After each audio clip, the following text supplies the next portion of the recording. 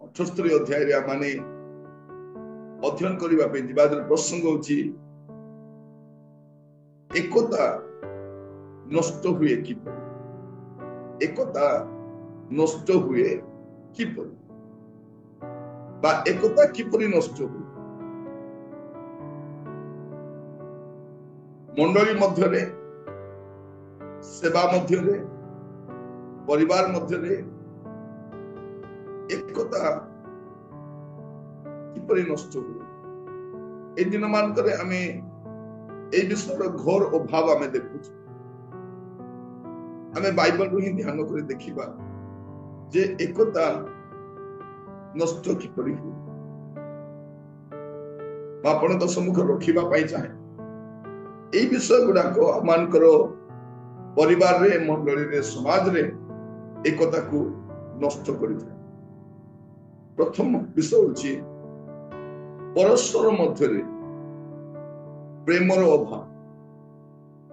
ପରସ୍ପର ମଧ୍ୟରେ ପ୍ରେମର ଅଭାବ। ପ୍ରଥମ ପିତର 3 ଅଧ୍ୟାୟ 8 ପଦ। ଶେଷ କଥା ଏହି, ତୁମ୍ଭେମାନେ ସମସ୍ତେ ଏକ ମନ, ପରସ୍ପର ସୁଖ ଦୁଃଖର ସହଭାଗୀ, ଭାତୃପ୍ରେମୀ, କୋମଳ ହୃଦୟ ଓ ନମ୍ରଚିତ୍ତ ହୁଅ। ସେ କଣ କହୁଛନ୍ତି? ଶେଷ କଥା ଏହି, ତୁମେମାନେ ସମସ୍ତେ ଏକ ମନା, ପରସ୍ପର ସୁଖ ଦୁଃଖର ସହଭାଗୀ, ଭାତୃପ୍ରେମୀ, କୋମଳ ହୃଦୟ, ନମ୍ରଚିତ୍ତ। এইটা যদি নথায় একতা নষ্ট ହୁଏ। কোଉଟା? ପରସ୍ପରର ସୁଖ ଦୁଃଖର ସହଭାଗୀ, ଭାତୃପ୍ରେମୀ, କୋମଳ ହୃଦୟ, ନମ୍ରଚିତ୍ତ। এইଗୁଡାକ ନହେଲେ କଣ ହୁଏ? একতা ନଷ୍ଟ ହୁଏ। ପ୍ରିୟ ଭାଇମାନେ, ଖ୍ରୀଷ୍ଟ ବିରୋଧୀ ମାନେ ଏକ ହେଇଗଲେ, କିନ୍ତୁ ଖ୍ରୀଷ୍ଟିଆନ ମାନେ ଏକ ହେଇପାରୁନା।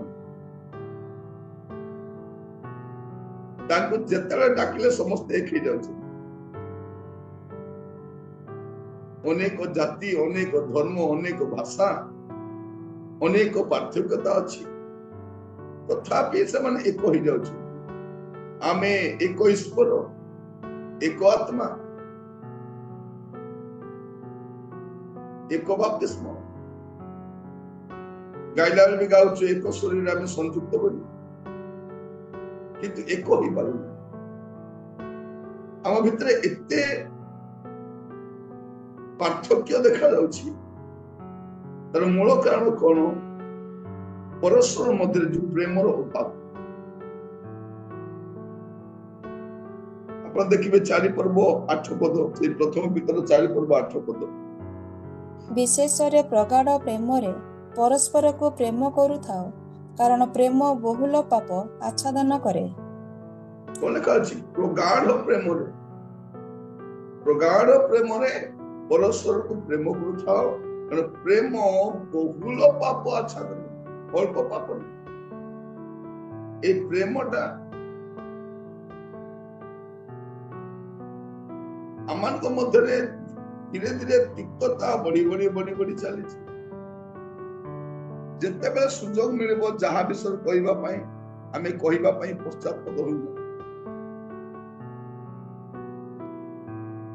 ଆମେ କାହା ବିରୁଦ୍ଧରେ କଥା ନହେଲେ ନାହିଁ, ଯୋଉ ସ୍ତ୍ରୀ ପାଖରେ ଯାଇ ସବୁ ବିରୁଦ୍ଧରେ କହିଦଉଛି। କେମିତି ତାଙ୍କ କଥା କୁହ ନାହିଁ, ତାଙ୍କ କଥା କୁହ ନାହିଁ, ତାଙ୍କ କଥା କୁହ ନାହିଁ, ଆଙ୍କ କଥା କୁହ ନାହିଁ। ପ୍ରେମର ଅଭାବ। ଏଇଟା ପ୍ରଥମ ବିଷୟ ଆପଣ ଧ୍ୟାନ ଦେବେ। ଯେତେବେଳେ ପ୍ରେମର ଅଭାବ ହେଇଯାଏ,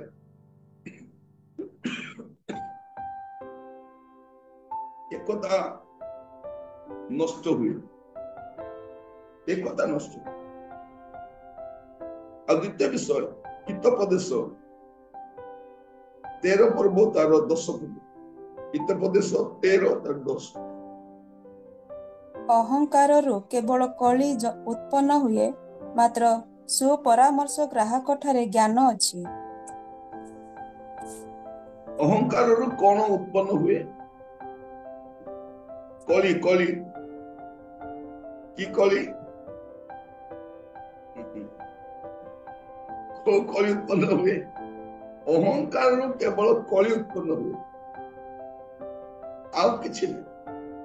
ଅହଙ୍କାର ପଳେଇ ଆସେ, ହୁଙ୍କାର ପଳେଇ ଆସେ, ଆମେ କହୁ ମୁଁ ହିଁ ସର୍ବେ ସର୍ବା, ଆମେ ଆଉ କାହାରିକୁ ମାନି ନଥିବୁ। ସାମ୍ନାରେ କେହି ଦେଖାଗଲେ ବି ଆମେ ତାଙ୍କୁ ରେସ୍ପେକ୍ଟ ଦେଇନୁ। ସେ ବୟସ୍କ ଲୋକ ହେଇପାରନ୍ତି, ସେ ବରିଷ୍ଠ ଲୋକ ହେଇପାରନ୍ତି, ମୋର ବାପା ବୟସର ହେଇପାରନ୍ତି, ମୁଁ ଆଉ ତାଙ୍କୁ ଖାତିର କରେ। ଜବାବକୁ ଜବାବ ଦିଏ। ଆମେ କଣ କହୁ, ଆଗ ମୁଁ ଦେଇ ପାରୁନଥିଲି, ଏବେ ଏବେ ଆଉ ମୋର କାହାକୁ ଧରିବାର ନାହିଁ। ପଳେଇ ଆସେ।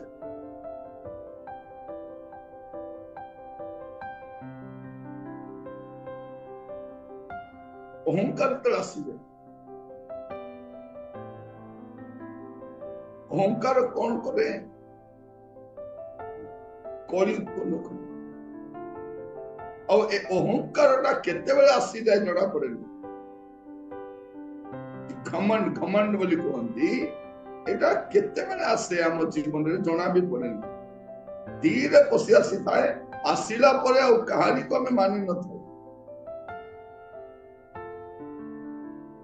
ଆଉ ବିଶେଷ କରି ଆଜିର ଅଳ୍ପ ବୟସ୍କ ପୁଅ ଝିଅ ମାନେ, ସେବକ ମାନେ କଣ କରନ୍ତି? ବୟସ୍କ ଲୋକମାନଙ୍କୁ ଆଉ କିଛି ନାହିଁ, ବୟସ୍କ ଲୋକ ବି ଜବାବ ଦେଇ ପାରନ୍ତି, କିନ୍ତୁ ଜବାବ ଦେବା ପୂର୍ବରୁ ତାଙ୍କର ମୁଣ୍ଡ ଘୁରିଯାଏ ଯେ ଇଏ କଣ କରୁଛି।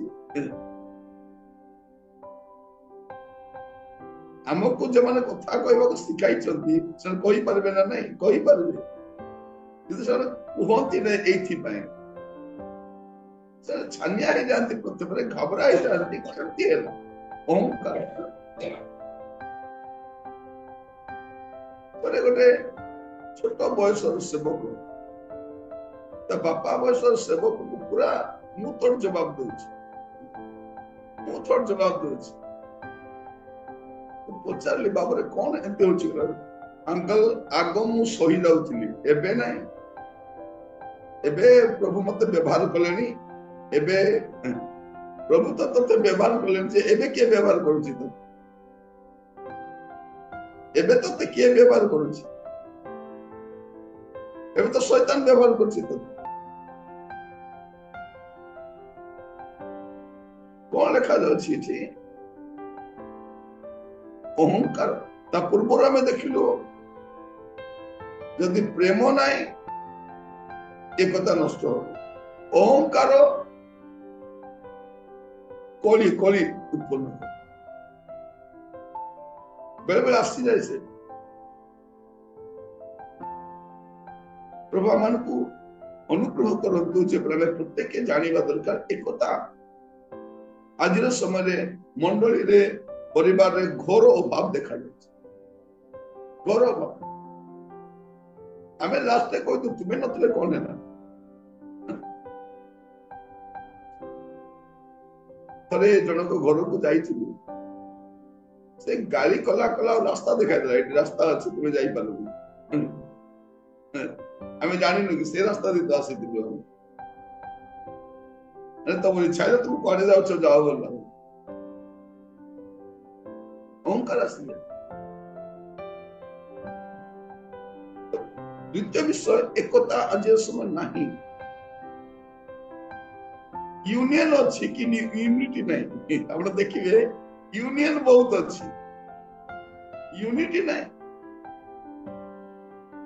ତାଙ୍କ ଭିତରେ କାମୁଡା କାମୁଡି ବହୁତ ହେଇଯାଉଛି। ଅଭାବ କାହିଁକି? ପରସ୍ପର ମଧ୍ୟରେ ପ୍ରେମର ଅଭାବ, ଅହଙ୍କାର ଆସିବା ଦ୍ୱାରା ଏକତା ନଷ୍ଟ ହେଉଛି। ଲୁକ 22 ପର୍ବ ତାର 24 ପଦ। ଲୁକ 22:24। ପୁଣି ସେମାନଙ୍କ ମଧ୍ୟରେ କିଏ ଶ୍ରେଷ୍ଠ ବୋଲି ଗଣିତ, ସେ ବିଷୟରେ ସେମାନଙ୍କ ମଧ୍ୟରେ ବିବାଦ ଘଟିଲା। ତୃତୀୟ ବିଷୟ କଣ? ଆମ ଭିତରେ କିଏ ବଡ? ତୁ ବଡ ନା ମୁଁ ବଡ? ଏଇଥିରୁ ବିବାଦ ଆସିଯାଉଛି, ଏକତା ନଷ୍ଟ ହେଇଯାଉଛି। ଏକତା କେତେବେଳେ ନଷ୍ଟ ହଉଛି? ମୁଁ ବଡ ନା ତୁ ବଡ?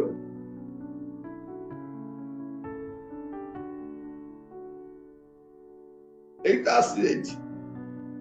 ଯେତେବେଳେ ଆମ ଭିତରେ ଆମେ ମପାମପି ହେବା, କିଏ ବଡ, ତୁ ବଡ ନା ମୁଁ ବଡ, ସେତେବେଳେ ଏକତା ନଷ୍ଟ ହୁଏ।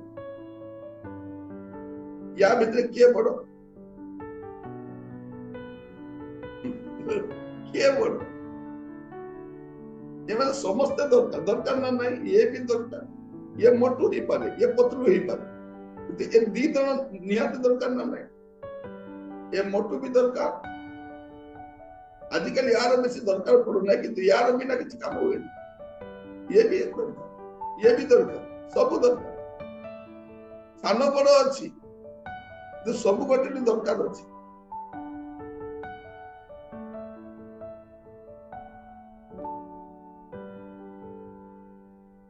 ଏବେ କଣ ଆସିଯାଇଛି ଆମ ଭିତରେ? କିଏ ଶ୍ରେଷ୍ଠ? ପ୍ରଭୁ ଯୀଶୁ ଆମକୁ ବହୁତ ଶିକ୍ଷା ଦେଇଛନ୍ତି। କିଏ ବଡ ହେବା ପାଇଁ ଚାହୁଁଛି ସେ ସାନ ହଉ, କିନ୍ତୁ ସାନ ହେବାନି।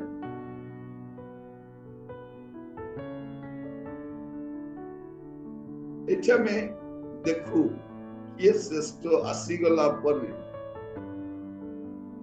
ଆଜି ମଣ୍ଡଳୀ ସମସ୍ତେ ଦେଖାଯାଉଛି, ଅନୁଷ୍ଠାନ ଦେଖାଯାଉଛି କିଏ ଶ୍ରେଷ୍ଠ। ଆଉ ଏଇଟା ଆମର ଏକତାକୁ ନଷ୍ଟ କରେ।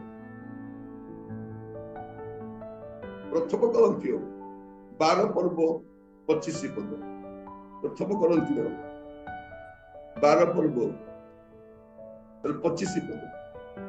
ମାତ୍ର ଯେପରି ଶରୀର ମଧ୍ୟରେ ବିଭେଦ ନ ଘଟେ, ବରଂ ଅଙ୍ଗ ପ୍ରତ୍ୟଙ୍ଗ ସମଭାବରେ ପରସ୍ପରର ମଙ୍ଗଳ ଚିନ୍ତା କରନ୍ତି, ଏଥିପାଇଁ ଈଶ୍ୱର ଆଦରହୀନ ଅଙ୍ଗକୁ ଅଧିକତର ସମାଦର ଦେଇ ଶରୀରକୁ ସଂଗଠନ କରିଅଛନ୍ତି।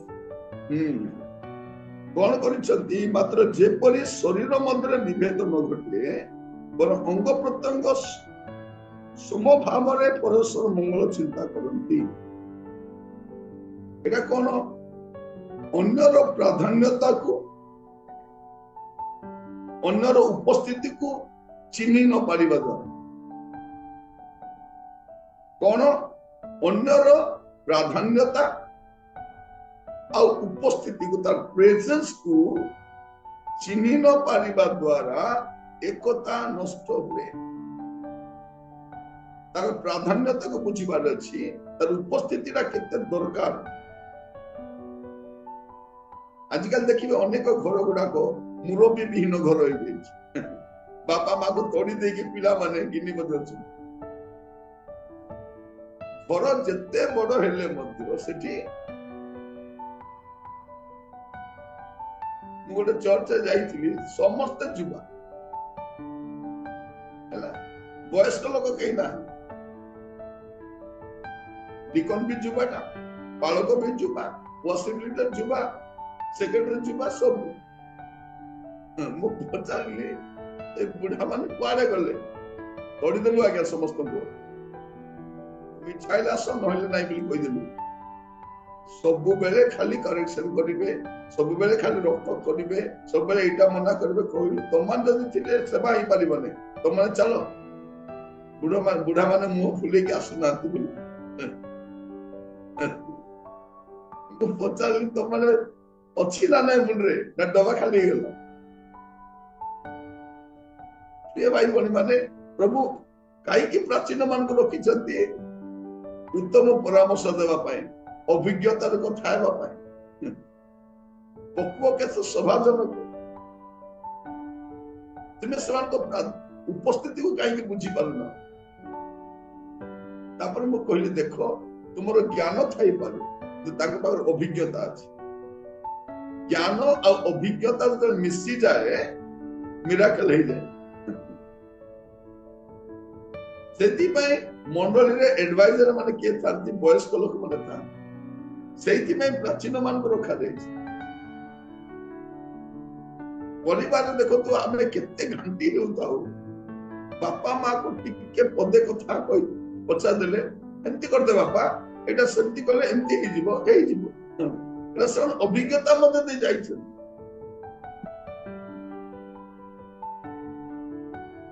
ଯେତେ ସୁନ୍ଦର ଖେଳାଳି ହେଲେ ମଧ୍ୟ ତାକୁ ଗୋଟେ କୋଚ୍ ଦରକାର ମାନେ କୋଚ୍ ଗୋଟେ ଦରକାର। ଆଜି ଆମେ ଦେଖୁଛୁ କଣ ପ୍ରୋବ୍ଲେମ ଟା କଣ ହଉଛି ଏଠି ଆପଣ ଦେଖିବେ ଅନ୍ୟର ପ୍ରାଧାନ୍ୟତାକୁ ଆମେ ଅଗ୍ରାଧିକାର ଦଉନା, ତାର ଉପସ୍ଥିତିକୁ ଆମେ ଚିହ୍ନି ନ ପାରିବାରୁ କଣ ହୁଏ ଏକତା ନଷ୍ଟ ହଉଛି। ସିଏ ବି ଦରକାର, ଇଏ ବି ଦରକାର। ଏখানে ମାତ୍ର ଯେପରି ଶରୀର ମଧ୍ୟରେ ବିଭେଦ ନ ଘଟେ, ଏକତା ନଷ୍ଟ ନ ହୁଏ, ବରଂ ଅଙ୍ଗ ପ୍ରତ୍ୟଙ୍ଗ ସମ ଭାବରେ ପରସ୍ପର ମଙ୍ଗଳ ଚିନ୍ତା କରନ୍ତି। ଏ ବୁଢା ଆଙ୍ଗୁଠିଟା ଏ କାଣି ଆଙ୍ଗୁଠିର କଣ କରି ଚିନ୍ତା କରିବା ଦରକାର। ଇଏ ବି ମତେ ଦରକାର ଅଛି, ସିଏ ଭାବରେ ଅଛି, ଇଏ ଦରକାର ଅଛି, ଇଏ ଭାବରେ ସିଏ ଦରକାର।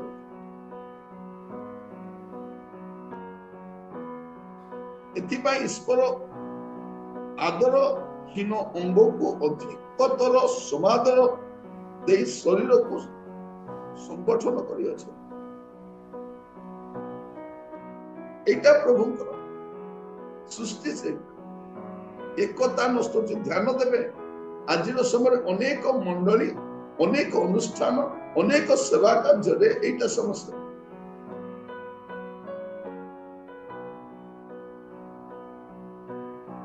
ମୋର ଜଣେ ବନ୍ଧୁ, ସେ ଏବେ ସେବା କାର୍ଯ୍ୟ ନୂଆଟା ଆରମ୍ଭ କରିଛନ୍ତି।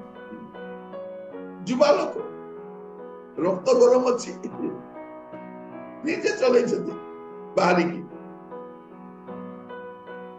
ଅଭିଜ୍ଞତା ଦରକାର, ଅଭିଜ୍ଞ ଲୋକ ଦରକାର। ଆମେ ଏକାଠି ଯେତେ ପରିବାର ନା, ପରିବାର ସମସ୍ତେ ଥାନ୍ତି। ପରିବାର ଯେତେବେଳେ ବୟସ୍କ ଲୋକମାନଙ୍କ ପରାମର୍ଶ ଆମେ ନେବାର ଉଣା ହେଇଯାଏ, ସେତେବେଳେ କଣ ହୁଏ ସମସ୍ୟା ସୃଷ୍ଟି ହୁଏ। ଆମକୁ ଏକତା ସହିତ ଆଗକୁ ଯିବାର ଅଛି। ମୋର ପ୍ରିୟ ଭାଇ ଭଉଣୀ ମାନେ, ପ୍ରଭୁ ଆମମାନଙ୍କୁ ଅନୁଗ୍ରହ କରନ୍ତୁ। ଏଇଟା ହଉଛି କଣ, ପରସ୍ପର ପ୍ରାଧାନ୍ୟତାକୁ ନ ବୁଝିବା ଦ୍ୱାରା ଏ ସମସ୍ୟା ଆସୁଛି। ଆପଣ ଦେଖିବେ ଗ୍ରୁପରେ ସମସ୍ତେ ଗୀତ ବୋଲୁଥାନ୍ତି, ଜଣେ লিডিং କରୁଥାଏ। ସମସ୍ତେ ଯଦି ଗାଇବେ ସମାନ କହିଲେ ଯାହା ହବ ହବ, ଜଣେ লিডিং କରନ୍ତି। ମ୍ୟୁଜିକ ରେ ମଧ୍ୟ ସେମିତି ଇନଷ୍ଟ୍ରୁମେଣ୍ଟ ମଧ୍ୟ ଗୋଟେ ସମାନ ତାଳରେ ଆସିବା ପାଇଁ ଦରକାର ଅଛି। ପ୍ରଭୁ ଆଜି ଆମକୁ ଗୋଟେ ସୁଯୋଗ ଦେଇଛି।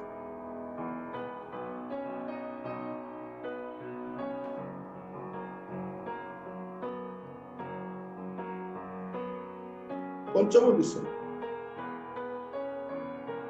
ପ୍ରଥମ କରନ୍ଥୀୟ ପ୍ରଥମ ଅଧ୍ୟାୟ 10-13।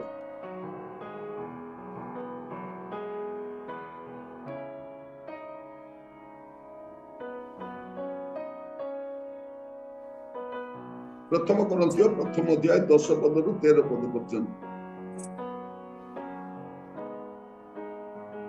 ହେ ଭାଇମାନେ, ଆମ୍ଭମାନଙ୍କ ପ୍ରଭୁ ଯୀଶୁ ଖ୍ରୀଷ୍ଟଙ୍କ ନାମରେ ମୁଁ ତୁମ୍ଭମାନଙ୍କୁ ଅନୁରୋଧ କରୁଅଛି, ଯେପରି ତୁମ୍ଭେମାନେ ସମସ୍ତେ ଏକ କଥା କୁହ, ଆଉ ତୁମ୍ଭମାନଙ୍କ ମଧ୍ୟରେ ଦଳଭେଦ ନ ହୁଏ, କିନ୍ତୁ ତୁମ୍ଭେମାନେ ଏକ ମନରେ ଓ ଏକ ବିଚାରରେ ସମ୍ମିଳିତ ହୁଅ।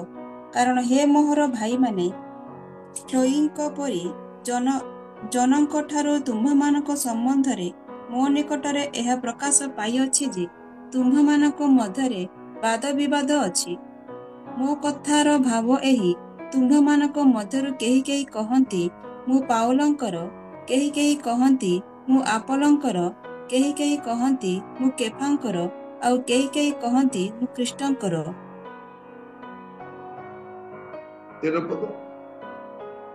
ଖ୍ରୀଷ୍ଟ କି ବିଭକ୍ତ ହୋଇଅଛନ୍ତି?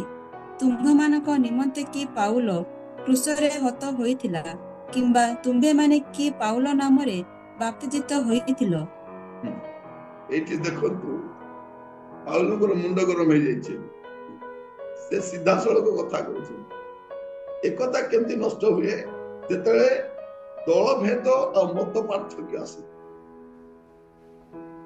ଏକତା କେମିତି ନଷ୍ଟ ହୁଏ? ଆଜିର ପ୍ରସଙ୍ଗ ହଉଛି ଏକତା ନଷ୍ଟ ହୁଏ କିପରି? କିପରି ନଷ୍ଟ ହୁଏ? ପଞ୍ଚମ ବିଷୟ, ଯେତେବେଳେ ଦଳ ଭେଦ ଆସେ, ଆଉ ମତ ପାର୍ଥକ୍ୟ ଆସେ।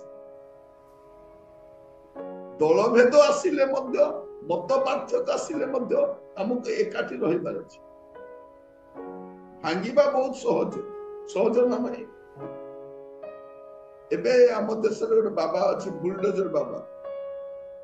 କଣ ଏବେ ଓଡିଶାରେ ବି ସେ ବାବା ବୁଲିବ ପଡି ଲାଗୁଛି। ସେ ବୁଲଡୋଜର ବାବା ବିରାଟ ବିରାଟ ଘର ଗୁଡାକ ଯାହା ଶହ ଶହ ବର୍ଷରୁ ରହିଛି, ତାକୁ କିଛି ସମୟ ମଧ୍ୟରେ ଭାଙ୍ଗି ଦଉଛି।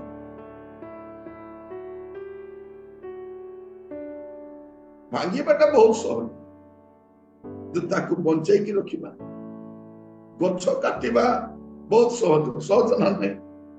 ଆଜିକାଲି ମେସିନ ଆସିଲାଣି, ସିଧା କଲେ ଗଛ କଲା ଭିତରେ ପଡି ଯାଇଥିବ।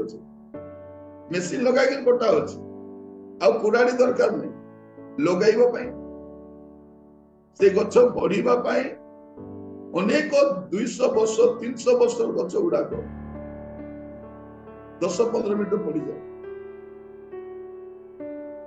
ଆମେ ବହୁତ କେୟାରଫୁଲ ରହିବା ଦରକାର। ସେ କହୁଛନ୍ତି, ଏ ଭାଇ ମାନେ, ଆମ୍ଭ ମାନଙ୍କର ପ୍ରଭୁ ଯୀଶୁ ଖ୍ରୀଷ୍ଟଙ୍କ ନାମରେ ମୁଁ ତୁମମାନଙ୍କୁ ଅନୁରୋଧ କରୁଅଛି, ଯେପରି ତୁମେ ମାନେ ସମସ୍ତେ ଏକ ମନା ହୁଅ, ଆଉ ତୁମମାନଙ୍କ ମଧ୍ୟରେ ଦଳଭେଦ ନ ହୁଏ, କିନ୍ତୁ ତୁମମାନେ ଏକ ମନରେ ଓ ଏକ ବିଚାରରେ ସମ୍ମିଳିତ ହୁଅ। ତୁମେ ଏପରି ଭାବରେ ରୁହ ନାହିଁ। ତୁମ ମଧ୍ୟରେ ବାଦ ବିବାଦ ଅଛି। କିଏ କହୁଛି ମୁଁ ପାଉଲଙ୍କର, କିଏ କହୁଛି ମୁଁ ଆପଲଙ୍କର, କିଏ କହୁଛି ମୁଁ କେଫାଙ୍କର। এটা କଣ ଉଚିତ ନୁହେଁ। ବେଳେ ବେଳେ କଣ ହୁଏ, ତାଙ୍କର ବାକ୍ୟ ମତେ ଶୁଣିବାକୁ ଭଲ ଲାଗେ, ତାଙ୍କର ଭଲ ଲାଗିବ ନାହିଁ। ବାକ୍ୟ କଣ ଆଙ୍କର ତାଙ୍କର?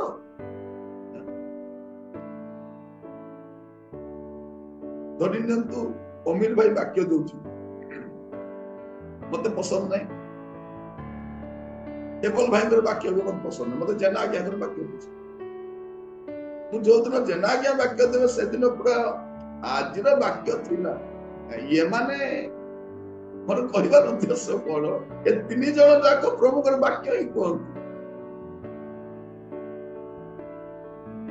ସୁମିତ୍ରା ଆଣ୍ଟିଙ୍କର ଟିକେ ଶୁଣିବା ପାଇଁ ଭଲ ଲାଗେ, କିନ୍ତୁ ଅବିନାଶ କହିବ, କିନ୍ତୁ ସେ ବହୁତ ଜ୍ଞାନର କଥା କହିବ।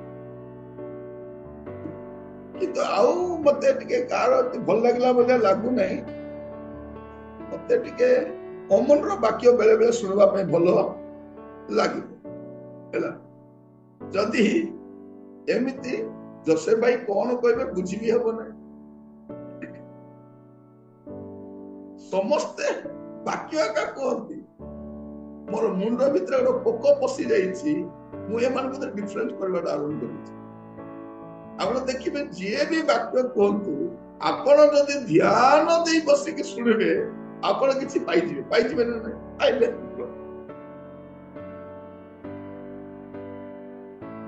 ମୁଁ ବେଳେ ବେଳେ ଅନେକ ଜାଗାରେ ଖାଇବା ପାଇଁ ଯାଏ, କେତେଟା ବିଷୟ ଖାଇବା ପାଇଁ ଇଚ୍ଛା ଲାଗେ ନା। ଭଲ ବନେଇଥାନ୍ତି, ତେଲ ବେଶୀ ହେଇଯାଇଥାଏ, ନହେଲେ ମସଲା ବେଶୀ ହେଇଯାଇଥାଏ। କଣ କରିବା ଅଛି? ଖାଦ୍ୟ ତ ଖାଇବାର ଅଛି ନା। ଯେତେବେଳେ ଖାଦ୍ୟ ଭିତରକୁ ଯିବ ନାହିଁ, ଗୋଟିଏ ଖାଦ୍ୟ ହେଲ୍ପ କରିବାକୁ ପଡିବ।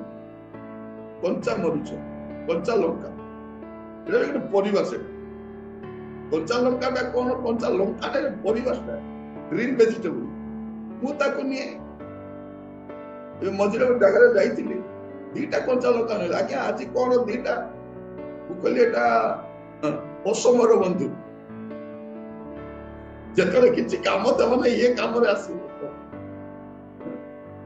କହିବାର ଉଦ୍ଦେଶ୍ୟ, ଆମକୁ ଖାଇବାର ଅଛି, ଆମକୁ ବାକ୍ୟ ଶୁଣିବାର ଅଛି, ଆମକୁ ୟାର ତାର ନାହିଁ।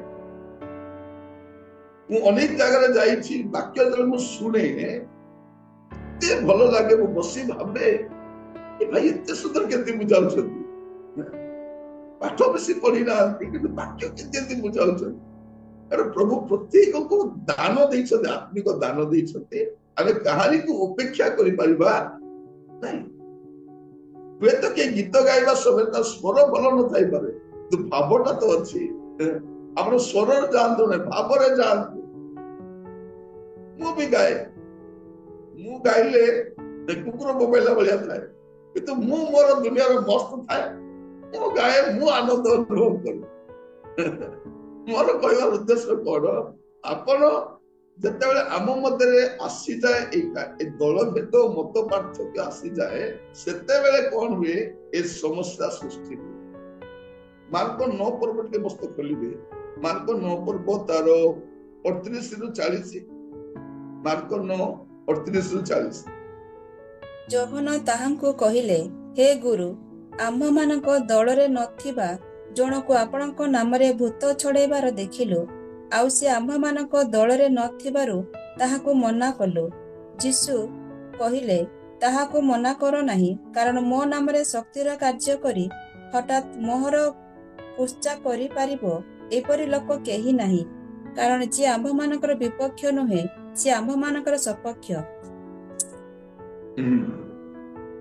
एटी कोन लेखा जाउची कारण प्रभु आमर दलर नथिला किंतु भूत चढ़ाउथिला ताको देखि त हमर मुंड गरम हे गेला कहले ए तू कोन करिबु तू त हमर दलर नै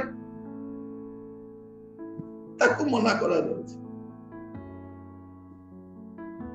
प्रभु हमन के सिखाइबा पई चाहे प्रिय भाई बनी माने आम मध्य रे ए दल भेद ए मत पार्थक्य आमर सेवा कार्य को आमर मंडली को धीरे धीरे दुर्बल करुछि। देखिबे सेक्रेटरी रो प्रेसिडेंट सहित पड़ुनथिबो प्रेसिडेंट रो आउरी कास्त पड़ुनथिबो ता कष्ट एमाने बसिक मंडल निष्ठा चिंता करू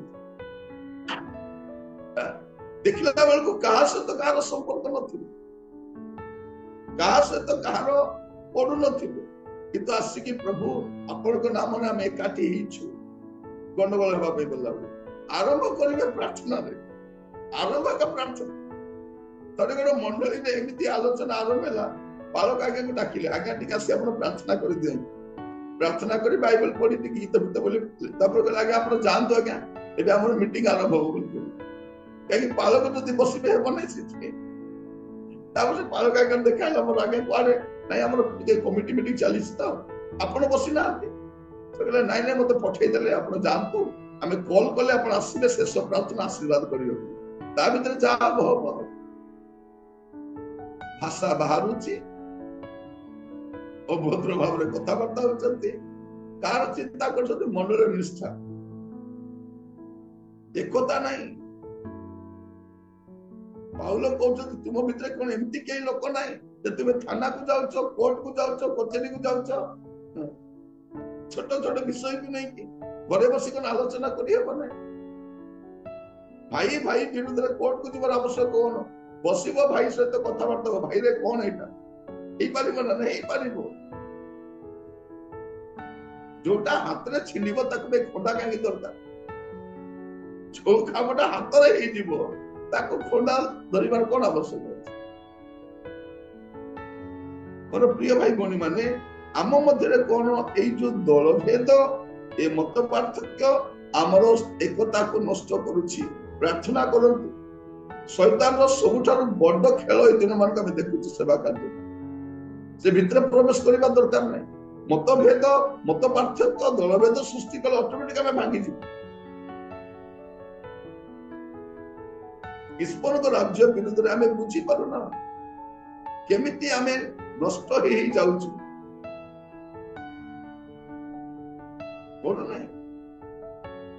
बेले बेले पालक को एक घरिया कर दउछु बेले बेले पालक समस्त को एक घरिया कर दउछु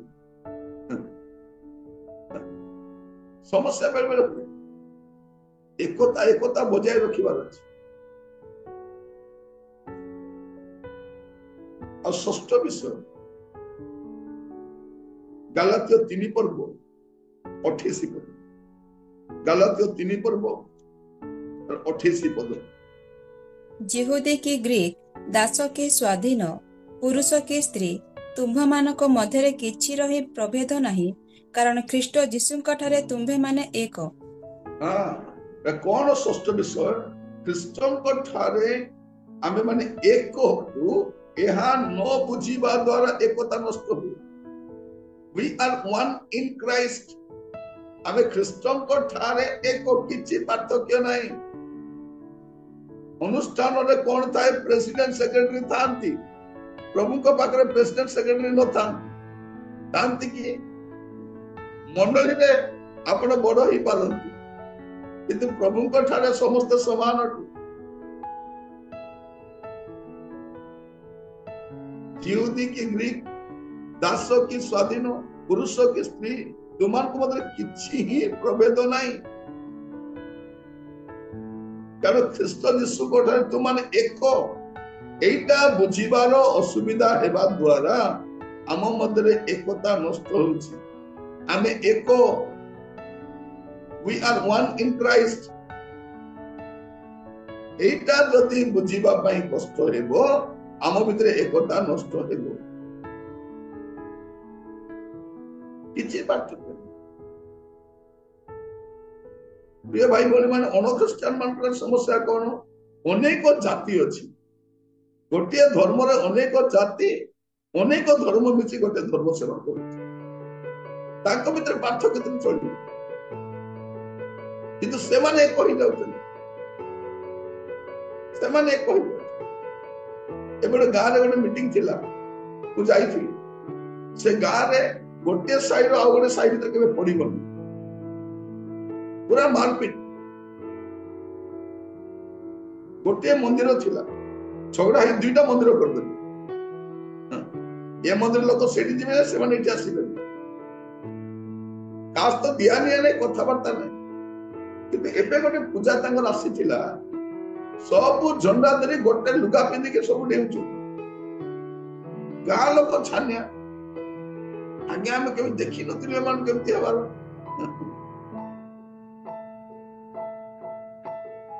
प्रिय माने से माने केमति एक कहि पारुछ सब भेदभाव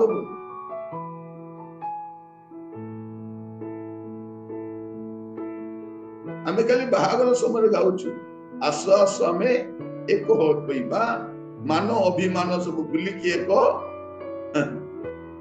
जेता आमे बंधु बांधव स्वागत करूछु आस आस बंधु आस हे सकले आस आज एक होइबा मान अभिमान छाड़ी के एक होइबा केबे एक होइबा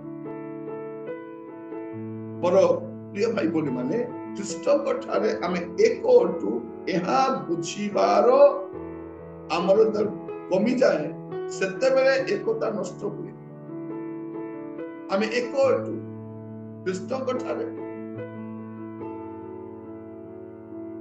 एफिसियन 2 पद शेष कथा कहि सारिबा पई चाहे एफिसियन तारो 2 पद 19 रु 22 एफिसियन 2 19 रु 22 अतएव तुम्भे माने आ विदेशी बा प्रवासी नुह किंतु साधु मानक सहित सह नागरिक और ईश्वरक परिवार भुक्त अट तुम्भे माने प्रेरित और भाववादी मानकर भित्तिमूल उपरे निर्मित होइअछ ख्रीष्ट जीशु स्वयं सेतिर कोणर प्रधान प्रस्तर ताहांक ठारे प्रत्येक गृह एकत्र संलग्न होई प्रभुंक ठारे गोटे पवित्र मंदिर स्वरूपे वृद्धि पाउअछि ताहांक ठारे तुम्भे माने मध्य ईश्वरक आत्मिक निवास निमंते एकत्र निर्मित हेउअछ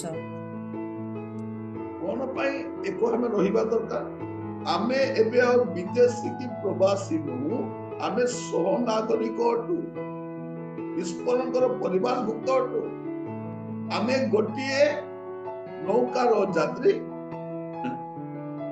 नौका भितर चढ़ी जदि झगड़ा हेबा केमति हबो बुढ़ी मरिबा छड़ा किछि नै खाली गाउछ नौका करि दियो पार मोर जीसु नौका करि दियो पार के नौका भांगिबा पे व्यस्त के नौका कोणा करिबा पे व्यस्त से नौका रे ठेला पेला होछि नौका कुआडे जिबो आमे कोन उठेबे विदेशी की प्रवासी न जदि प्रभु रे आमे आसी गलु एबे आमे सहनागरिक अटू ईश्वर को परिवार भुक्त अटू गोटे पवित्र मंदिर रूपे निर्मित होउछ एकत्र निर्मित होउछ ତେବେ ଆମେ କଣ କରିବା ପ୍ରିୟ ଭାଇ? ଏ 7ଟି ବିଷୟ ଯଦି ଆମେ ଧ୍ୟାନ ଦେବା ନାହିଁ, ଏକତା ନଷ୍ଟ ହେଇଯାଏ। ପ୍ରଭୁ ଆଜି ଆମମାନଙ୍କୁ ଅନୁଗ୍ରହ କରନ୍ତୁ। ଆଜିର ଏ ବାକ୍ୟ ଶୁଣିବା ସମୟରେ ଆମେ କଣ କରୁ? ଯେ ଧ୍ୟାନ ଦେବା ଯେ ଏକତା କାହିଁକି ନଷ୍ଟ ହଉଛି, ଆମମାନଙ୍କ ମଧ୍ୟରେ ଏକତା ନଷ୍ଟ ହେବାର କାରଣ କଣ?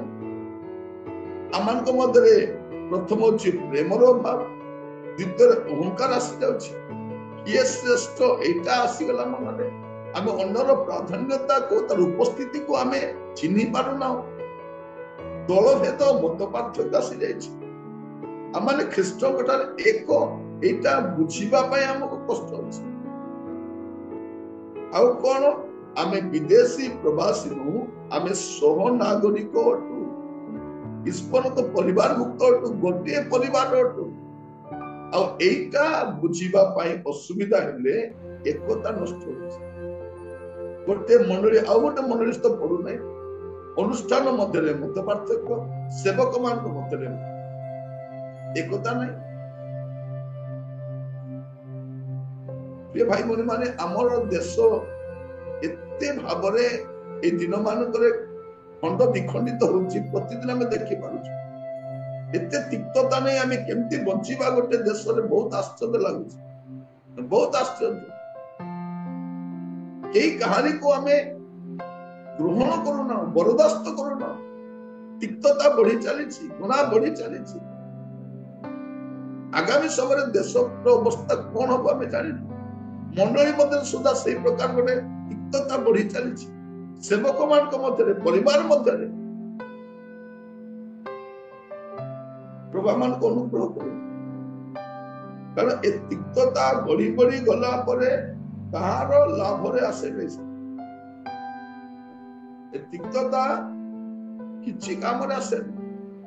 ପଦଟା ପଢିବା, ଆପଣ ଚିହ୍ନ ଯଦି କରିଛନ୍ତି ଆଉ ଥରେ ଚିହ୍ନ କରନ୍ତୁ, ଯଦି କରିନାହାନ୍ତି ମାନେ ଆଉ ଥରେ କରନ୍ତୁ। ଏଭ୍ରି ତାର 12 ପର୍ବ 15 ପର୍ବ, ଏଭ୍ରି 12 15। କାଳେ କେହି ଈଶ୍ୱରଙ୍କ ଅନୁଗ୍ରହରୁ ପତିତ ହୁଏ ଅବା କୌଣସି ତିକ୍ତତାର ମୂଳ ଅଙ୍କୁରିତ ହୋଇ ବଢି ଉଠି ତୁମ୍ଭମାନଙ୍କର ଅନିଷ୍ଟ କରେ, ଆଉ ତଦ୍ଦ୍ୱାରା ଅନେକେ କଳୁଷିତ ହୁଅନ୍ତି। କଣ ଲେଖା ଯାଉଛି? ତିକ୍ତତାର ମୂଳ ଯଦି ବଢିଗଲା, ଏଟା ବଢି କରି କିଛି ଲାଭ ନାହିଁ, ଅନିଷ୍ଟ ହିଁ କରିବ। ଆମ ରୁଟ୍ ଅଫ ବିଟରନେସ୍ ଟା ଅଛି, ତାକୁ କାଢିବାର ଅଛି। ଏ ବିଟରନେସ୍ ରୁଟ୍ କଜ୍ ଟା କଣ, ତାକୁ ଯଦି ବାହାର କରିବେ ନାହିଁ, ଆପଣ ତାର ପରିଣାମ ଟାକୁ ପରେ ପରେ ବୁଝିବେ। ଏବେ ବୁଝିବେ ନାହିଁ, ବୁଝିବେ, ଦିନେ ବୁଝିବେ। ତିକ୍ତତା ମୁଁ ଦେଖିଛି, ତିକ୍ତତାର ପରିଣାମ ମୁଁ ଦେଖିଛି, ଅଙ୍ଗେ ନିଭାଇଛି। ଆପଣ ମଧ୍ୟ ସେ ପରିସ୍ଥିତି ଗତି କରୁଥିବେ।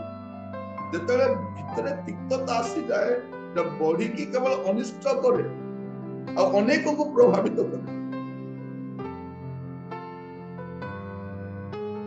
ପ୍ରିୟ ଭାଇ ଭଉଣୀ ମାନେ, ଘାଣ୍ଟ ତରକାରୀରେ ଆପଣ କଲରାକୁ ପକେଇ ଦିଅନ୍ତୁ। ଘାଣ୍ଟ ତରକାରୀରେ କଣ କଣ ପକେଇବେ? ଆପଣ ସଜନା ଛୁଇଁ ପକେଇଲେ, ଆଳୁ ପକେଇଲେ, ଫୁଲକୋବି ପକେଇଲେ, ବାଇଗଣ ପକେଇବେ, ଆଉ ଯାହା ଯାହା ସାରୁ ପକେଇବେ, ଯାହା ଯାହା ପକାନ୍ତୁ। କଲରା ବି ଗୋଟେ 1/2 କିଲୋ ପକେଇ ଦିଅନ୍ତୁ। କଣ ହବ? ଏ ସବୁକୁ ସେ କଣ କରିବ?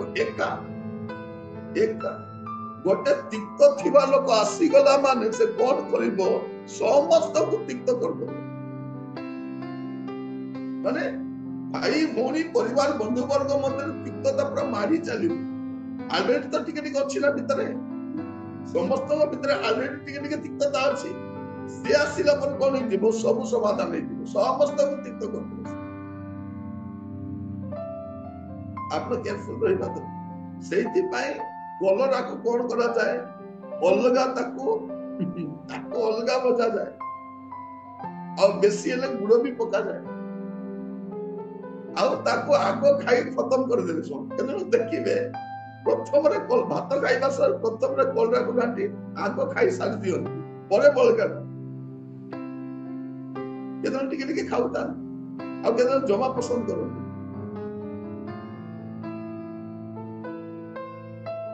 ତିକ୍ତତା ଭଲ, କିନ୍ତୁ ଯେତେବେଳେ କ୍ଷତି କରିବାକୁ ଆରମ୍ଭ କରିବ ଆପଣ ଜାଣିଦେବା ଦରକାର ଏଇଟା ଭଲ ନୁହେଁ। ଅତିରିକ୍ତ ତିକ୍ତତା ଭଲ ନୁହେଁ। ପ୍ରଭୁ ଆପଣ ମାନଙ୍କୁ ମତେ ଅନୁଗ୍ରହ କରନ୍ତୁ। ମୁଁ ଜାଣିପାରୁଛି ଆପଣ ମାନେ ବୁଝିପାରୁଛନ୍ତି ଗୋଟେ ବିଷୟ। ଏକତା ନଷ୍ଟ ହେଇଯାଇଛି ଭାଇ ଭଉଣୀ ମାନେ, ତାକୁ ରିପେୟାର କରିବାଟା ବହୁତ